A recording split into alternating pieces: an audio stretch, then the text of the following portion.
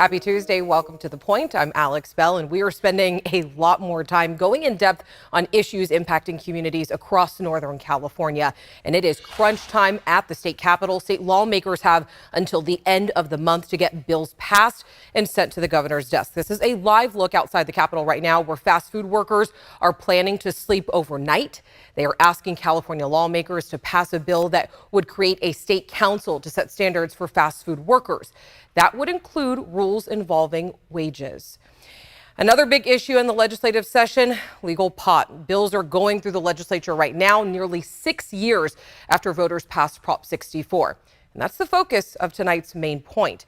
Because the after sale of the recreational marijuana became legal in California, small businesses say they were priced out of the industry, and illegal sales still make up a vast majority of the market. The barrier to entry is high because of taxes and fees, but some business owners say that there's an opportunity for the government to even the playing field.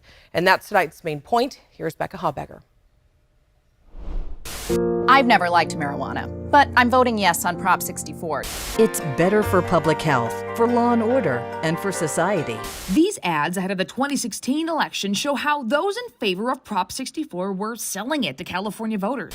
Prop 64 prohibits public use of marijuana, generates $1 billion in new revenues, limits sales to adults 21 and over, and only at licensed marijuana businesses. It would make money for the state, lower demand for the illegal market, and increase the quality and safety of the product by setting and enforcing standards. Plus, it would give a leg up to aspiring cannabis business owners who would otherwise have the chips stacked against them, especially those with a past cannabis-related conviction or from neighborhoods disproportionately impacted by the war on drugs. It's no secret that the war on drugs targeted, Black communities, community of colors. We were arrested at disproportionate rates, and we suffered the most. Maisha Bahati is CEO of Crystal Nuggs, a Black-owned, women-owned cannabis delivery business with plans to open a storefront dispensary in Sacramento next year. For someone who doesn't come from money, we come from these underserved communities, it's a lot harder for us. But there are programs that are kind of opening up to kind of get us in the door. So I definitely am happy that more of us are trying to get in the industry. She has successfully participated in Sacramento's Cannabis Opportunity Reinvestment and Equity, or CORE program, which she says helped launch her business. I think that our core program in Sacramento is leaps and bounds ahead of most. Josh Veal is CEO of Lumpy's Flowers in Sacramento, which holds cannabis cultivation and distribution licenses. I'm someone that was in the industry that got a felony for cultivation, and yes, I deserve, an avenue to getting a license because I was in the industry beforehand. I was directly impacted. But even with equity programs, he says, it's a very, very tough industry to break into. He applauds Sacramento's CORE program and the part of Prop 64 that allows people with previous cannabis-related convictions to reduce or even expunge their criminal record. But he says taxes and regulations, even with the help of equity programs, are making it nearly impossible to enter the market. Since legal with the taxes and everything the way it is, and regulations and doing all the building inspections and the building permits, I would say now, if you were to start today, don't. To enter the space now, you would need no less than $1 million, no matter what section you go into. Sales, distribution, retail, cultivation. In Bahati's case, the legal market that allowed her to start her small business is the very thing now hurting it. The taxes in California are insane for cannabis. She says between state and local taxes, she's paying a combined rate of more than 35%. Everything is taxed. Everything is overpriced. It does open the door for the illegal market to still thrive. This district attorney agrees. The illegal market was and continues to be swathed in criminal activity. Nancy O'Malley is DA of Alameda County, which includes Oakland. At a virtual news conference earlier this year, she joined people from across the state and across cannabis-related industries, all calling for change to how the legal market is taxed and regulated. It's much cheaper to sell in the black market. It's much cheaper than having to pay taxes. It's much cheaper than hiring skilled labor that can both work in the cultivation as well as in the stores. And the profit margin for the illegal sellers and the illegal operators is tremendously higher than that of those who are working in a legal environment. The cost of production is less because the illegal market growers are not following the health and safety regulations that are required for legal cannabis industry. Adding to the problem, they say, is Prop 64 gives local governments the choice to opt out of allowing cannabis businesses. The California Department of Cannabis Control says more than half of cities and counties in the state have chosen to do just that. The department recently launched this tool for people to see where cannabis businesses are allowed and what type. The concern is is that a lack of legal retailers in an area can leave a vacuum filled by the untaxed and unregulated illegal market. Prop 64 generates $1 billion in new tax revenue for California. So let's look at that promise of state revenue. From 2018 through the first quarter of 2022, the state has collected more than $3.7 billion in cannabis tax revenue, and that doesn't include local taxes. But Rex Richardson, vice mayor of the city of Long Beach, thinks state and local governments could be raking in more money. When other revenue sources went down, cannabis thrived. That's after the city lowered taxes from 6% to 1% for cannabis manufacturers, distributors, and testing labs. That was just months before the pandemic began. Our revenue shot through the roof after that. After lowering taxes and with increased demand as people stayed home during the pandemic, the city of Long Beach generated $5.6 million more from cannabis fees and taxes in fiscal year 2020 than they did in 2019.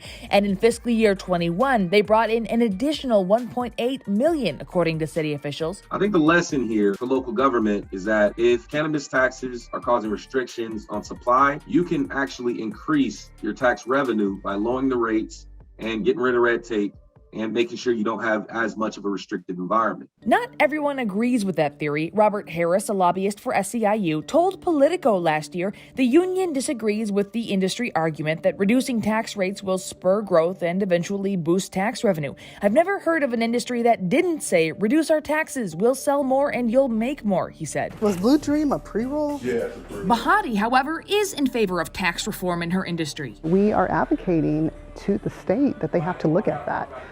If they want regulated businesses to thrive, then you have to make us competitive. For the good of our state, regulating the process and the ultimate sale to consumers of cannabis is important. However, let's not tax those legal operations right out of the market.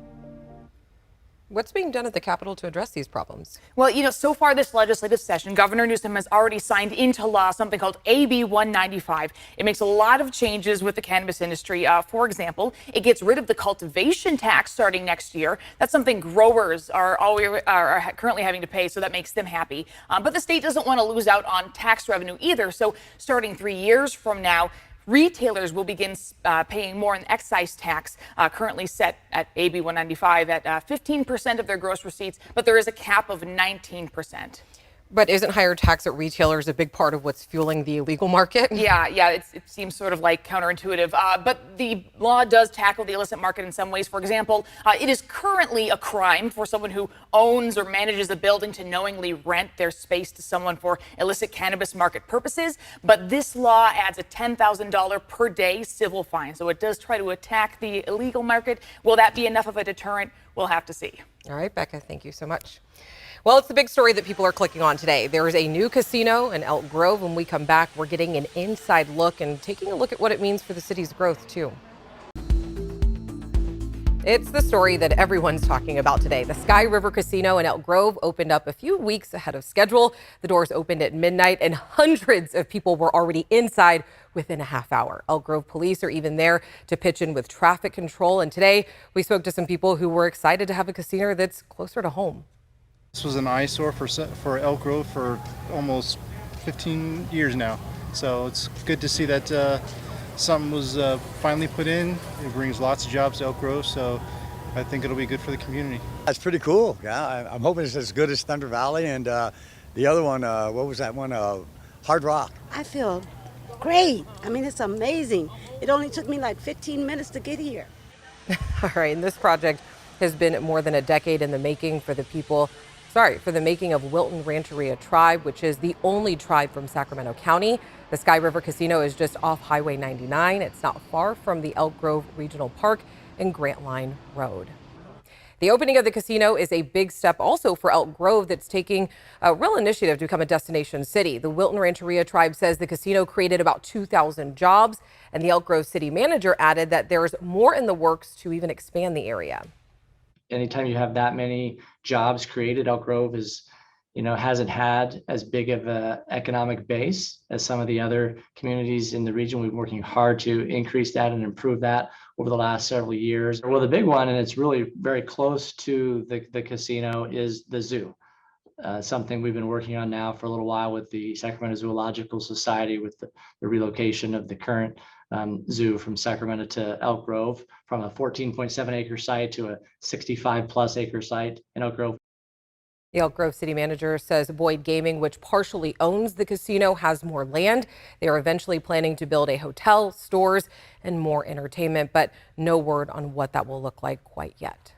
And after the break, we're talking about beavers. Some in California call them a nuisance, but others are seeing them as part of a solution to the ongoing drought.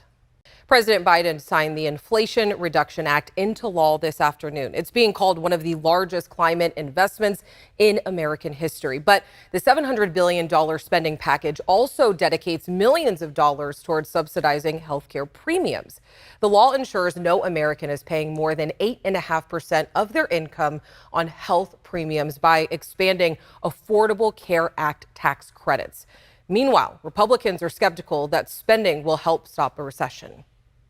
You cannot spend your way out of inflation or tax yourself out of recession or borrow your way out of debt. The law also aims to lower the cost of insulin, the cost of prescription drugs, and make vaccines free. We will be looking deeper into these things in the days to come. Northern California reached a number of monkeypox milestones today. Both Yuba and Yolo counties reported their first cases, while Sacramento County passed 100 cases. Statewide, there are now more than 2,000 cases. With an outbreak underway, the conversation now turns to vaccines. But our medical expert, Dr. Payal Kohli, says that the group who's the most at risk may be the least protected. Knowing that, the Americans that are born after 1973 do not have the smallpox vaccination. So they do not have cross protection against that. And in some ways, that's the demographic that's possibly at highest risk. To check out the number of monkeypox cases in your county, we have an interactive map on our website. You just have to head to abc10.com/to-the-point. All right, it is really hot outside. Now there is a flex alert in effect for tomorrow. The state, they are urging everyone to limit their power usage to off-peak hours to help reduce the demand on the grid. And let's go ahead and take a look at the Gilmore backyard here. We made it through one of the hottest days of the year, thankfully, but those current temperatures, not getting any better as we continue to go through the week. So right now, Sacramento is seeing 104, Stockton at 105. And here's a look at your 10-day forecast. Wish I had better news for you, but it's still going to be hot the next few days. We've got a heat advisory all the way through Friday. And this is a critical time of the year. Fire danger is growing, and it's hard not to think about the drought under these conditions. California's drought is a multi-billion-dollar issue. Many possible solutions the state has explored are synthetic, but some climate scientists are finding that working with nature could be more effective, because sometimes you just have to leave it to the beavers.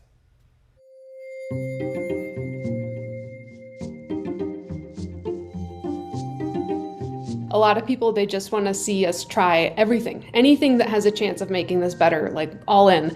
And the data is pretty clear that letting beavers be beavers and getting our rivers back into a healthier state is part of the firefighting problem. That's right. She said beavers are a part of helping in California's firefight. Just look at these before and after photos. The before showing a land without beaver. The after when beavers were allowed to thrive. This is a passion project for Emily, inspired by events like the 2000 Mantor Fire in the Southern Sierra. That fire was really, really intense, and it caused a lot of destruction around the Pacific Crest Trail. And the bunch of beavers up there were just absolutely totally fine. Photos from that fire showing green patches directly near the beaver dam, surrounded by charred out land. When beavers move into a landscape, especially dry places like the American West, by building their dams and slowing that water down, what they wind up doing is creating these patches that are very resistant to both droughts and wildfires. Their dams do this by holding water on the land longer, recharging the groundwater and improving plant health. These green stretches of land then act like speed bumps to fire spread. And after a fire, the runoff of hazardous debris slows at the beaver dam, settling to the ground, making the water healthier downstream for fish and other aquatic species. Beavers do all of these benefits, these environmental services for we the people that we're currently spending hundreds of millions of dollars to address. They provide all these benefits for free, and they do it better and cheaper. Brock Dahlman is part of the Bring Back the Beaver campaign. Along with other advocates, they are working to reverse the state's position that beavers are a nuisance. When they dam things, sometimes they impound water on parts of the land that people don't want wet, or they cut down trees that people don't want cut down, or they may plug a culvert or a drainage ditch. But Brock and his team are focusing on how to introduce non-lethal solutions benefiting both the environment and people. So how to live with the beavers, how to wrap wire around trees, how to fake the beavers out with these really interesting pipes and cages that allow water to flow over the dam and regulate the height of the dam. These are the types of nature-based solutions Native Americans like the Yurok tribe near the Klamath River Basin have been using for generations. Beaver are just, they're magical. There's a reason why they're, keystone species. That's a species that has such a profound effect on its environment that if it didn't exist, that whole ecosystem may not exist. Sarah says one of the ways the Yurok tribe is sustaining and restoring the Klamath River Basin is building what are called Beaver Dam Analogs, essentially human-made beaver dams that help the beaver thrive. You would think it'd be pretty easy to do a restoration project, but there's so many permits and requirements that slow you down, and we cannot be slowed down. The time to act is yesterday. And it's part of the reason the state is looking at how beavers can be part of the governor's 30 by 30 initiative, which sets a goal of conserving 30% of our land and coastal waters by the year 2030. The newly passed budget now putting money into beaver restoration and relocation. Now into the air and down they swing, down to the ground near a stream or a lake. The box opens, and a most unusual and novel trip ends for Mr. Beaver. That's right. In the 1940s and 50s, Idaho Fish and Game relocated beaver by flying them into different areas, parachuting them to the ground. There was that history mid-part of last century of releasing them that way, but we'll be very thoughtful about how we bring the beavers in. Likely moving them by trucks into areas where beavers are wanted or needed. Another big part of this plan, education. Understanding the beneficial effects that beavers have, understanding how you can live with beavers. Adding another important tool in the tool chest, addressing drought and wildfire impacts. If you think about all of the rivers and streams that we have and should have in this state, if we can get even just a fraction of those back into a more resilient and functioning state, then every single one of those is like a speed bump for the fire or speed bump for the drought effects.